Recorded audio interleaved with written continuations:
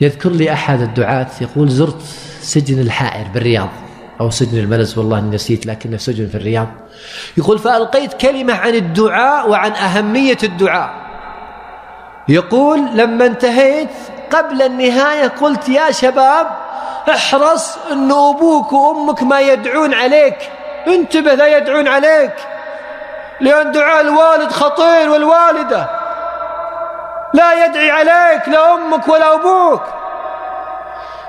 يقول فجاني أحد الشباب يبكي يبكي يبكي بكاء شديد، قال يا شيخ أنت حركت جروح في قلبي. وقلت ما الأمر؟ قال أنا الآن في السجن لي 15 سنة. هذا الكلام قبل 3 سنوات ولا زال الرجل حسب علمي ما ذكر لي الشيخ أنه لا زال في السجن، صلى الله عليه يفرج كربته. قال وش قصتك؟ قال شروا لي هذه سيارة عمري 18 سنة.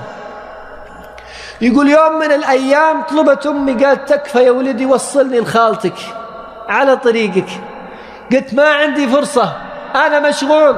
يقول أخذت أمي تترجاني. الأم تترجى الابن، والله مصيبة، والله العظيم مصيبة. كثير من الأمهات الآن تترجى ابنها أنه يوديها، أنه يقوم بأمر هو واجب عليه.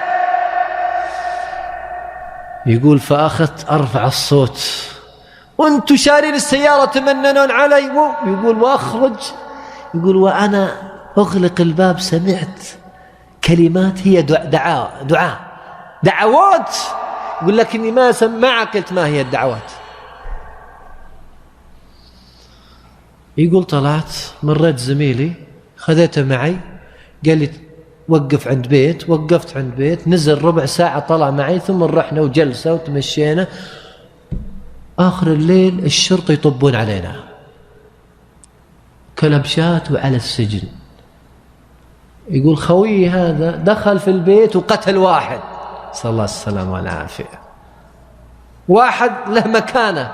يقول فمنعت عنه الزيارة فترات طويلة. يقول فلما سمحوا بالزيارة أول من زارني من؟ أمي. يقول بيني وبين شبوك رأتني أخذت تبكي، قالت يا ولدي وتسمي، قالت بح عني. وقلت ليش؟ قالت يا ولدي تذكر يوم طلعت؟ قالي قالت أنا دعيت عليك. يقول قلت وش قلتي؟ قالت قلت رح الله يوليك من لا يرحمك. يقول يا شيخ أنا فعلا تولاني من لا يرحمني، قضيتي ضايعة إلى الآن، والله ما عرضت ما أدري تدور إلى الآن. يا أخوان الأمر خطير، العقوق خطير، ليعمل العاق ما شاء يعمل فلن يدخل الجنة.